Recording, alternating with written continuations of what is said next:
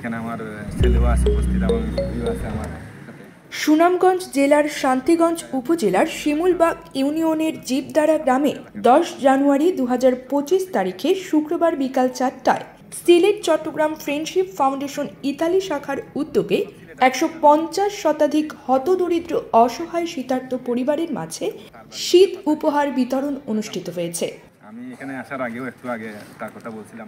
শীত উপহার বিতরণ অনুষ্ঠানে সভাপতিত্ব করেন সিলেট চট্টগ্রাম ফ্রেন্ডশিপ ফাউন্ডেশন কেন্দ্রীয় কমিটির প্রতিষ্ঠাতা সভাপতি মোহাম্মদ শহীদুল ইসলাম। সঞ্চালনা করেন সাপ্তাহিক বৈচিত্র্যময় সিলেট পত্রিকার ব্যবস্থাপনা সম্পাদক নূর উদ্দিন রাসেল।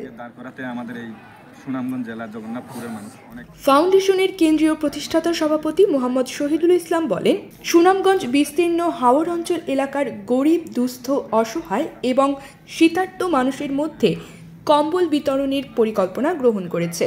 এরই অংশ হিসেবে Sylhet Chittagong friendship foundation Italy কেন্দ্রীয় কমিটি শাখার উদ্যোগে ও সুনামগঞ্জ জেলা কমিটি শাখার সহযোগিতায় জীবদারা গ্রামের এলাকার গরিব, দুস্থ, অসহায় ও শীতার্ত 150 শতাধিক পরিবারের মধ্যে কম্বল বিতরণ করা হয়েছে।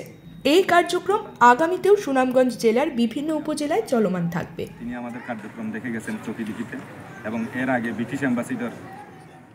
বিতরণ অনুষ্ঠানের প্রধান অতিথি অ্যাডভোকেট জয়শ্রী দেব বাবলি বলেন, আমাদের সুনামগঞ্জ জেলায় বিশেষ করে হাওর অঞ্চলের গ্রামাঞ্চলের অসহায় গরিব মানুষ শীতকালে বেশি কষ্ট পায়। সিলেট চট্টগ্রাম ফ্রেন্ডশিপ ফাউন্ডেশনের মহতী উদ্যোগে আমি সাধুবাদ জানাচ্ছি এবং শীতার্ত গরিব অসহায়দের কম্বল বিতরণে এগিয়ে আসায় আন্তরিক কৃতজ্ঞতা পোষণ করছি। এটা কোনো অনুদান না, তাদের পক্ষ থেকে আপনাদের প্রতি সামান্যতম উপহার এবং ভালোবাসার বহিঃপ্রকাশ। আপনারা আনন্দের সাথে গ্রহণ করলে তারা সম্মানিত হবেন। News desk, NL24।